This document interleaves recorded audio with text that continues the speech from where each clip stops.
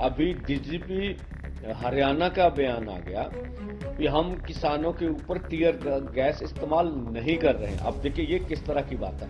तो हम बोल रहे हैं भाई, अगर आपने कहा है कि आपको मालूम नहीं कौन कर रहा, तो जो कर रहा आप उसको सजा दीजिए ना। 15 से 20 हजार अर्धसैनिक फोर्स हरियाणा पूरे में डिप्लॉयड किए गए हैं और पूरे गांव में जैसे घेरा डाला होता पूरे, मैं बोला जैसे कश्मीर में जिस तरह से आप हालात देखते रहे पिछले लंबे समय में, वही हालात पूरे हरियाणा के बने। हाँ देखिए, जहां तक सवाल है सरकार का, तो जब हमने 13 को दिल्ली कूच का कार्यक्रम रखा था, तो इससे 10 दिन पहले से हरियाणा पूरी तरह खनौरी और ये शंभू बॉर्डर को सील करना शुरू कर दिया था। तो सरकार की मंशा पूरी क्लियर हो चुकी थी भी वो किसी भी कीमत पर हमें दिल्ली नहीं जाने देंगे। तो यही हमारे बीच सबसे बड़ा गतिरोध है। अगर किसानों से बातचीत करके आपको समाधान नहीं ढूंढना है, तो कम से कम ये धर्मनिरपेक्ष देश है, सभी का देश है, संविधान के अनुसार सभी को बात करने का हक है। हमें फिर दिल्ली भी तो जाने दिया जाए ना, क्यों नहीं जाने दिया? तो ये जिस तरह से उन्होंने बैरिकेटिंग की, जिस तरह से आगे हम बढ़े तो रबट की फायर हुए, हमारे ऊपर शेलिंग हुई बहुत बड़ी तादाद पर, और उसके ऊपर बहुत सी हमने बुलेट चलने की भी पुष्टि हो चुकी है। अभी बुलेट टायरों पर इस्तेमाल की गई जो आगे ट्रैक्टर्स जा रहे थे। तो सरकार की मंशा तो क्लियर है ना कि किसी भी कीमत पे आपको दिल्ली नहीं जानेंगे। तो ये हम तो चाहते हैं भी आप देश के किसी भी संविधान के अनुसार आप अगर हमें बता दें कि ये जो सब कुछ कर रहे हैं।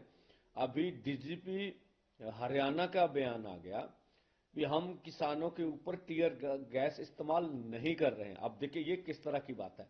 तो हम बोल रहे हैं भाई, अगर आपने कहा है कि आपको मालूम नहीं कौन कर रहा, तो जो कर रहा आप उसको सजा दीजिए ना। अब कौन कर रहा है?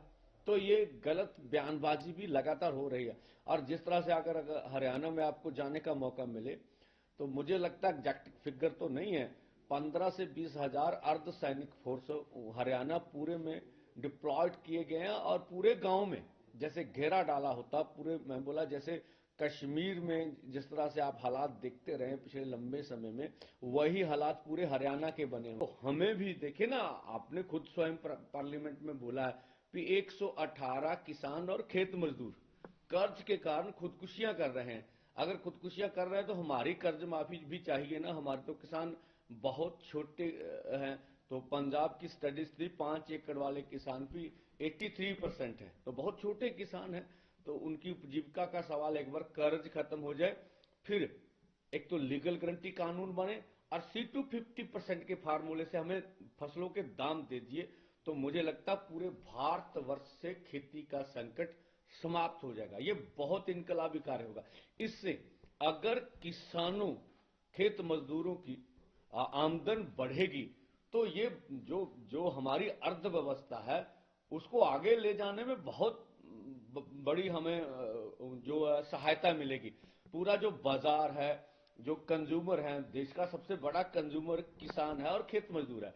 तो अगर बाजार में जाके वो चीजें खरीदेंगे, तो इसका फायदा पूरे भारतवर्ष को होगा, पूरी दुनिया को होगा, क्योंकि हमारी अर्थव्यवस्था जीडीपी बहुत ज्यादा बढ़ जाएगी। तो ये हम बात कर रहे हैं भी। और अन्य चीजें तो हमारी है ही, लखीमपुर खीरी का या किसानों से केस वापस लेने की बात है। अभी अभी आप देखें, भारत विश्व संस्था से खेती को बाहर निकाले या नरेगा के ऊपर तो बातें होने वाली है अभी।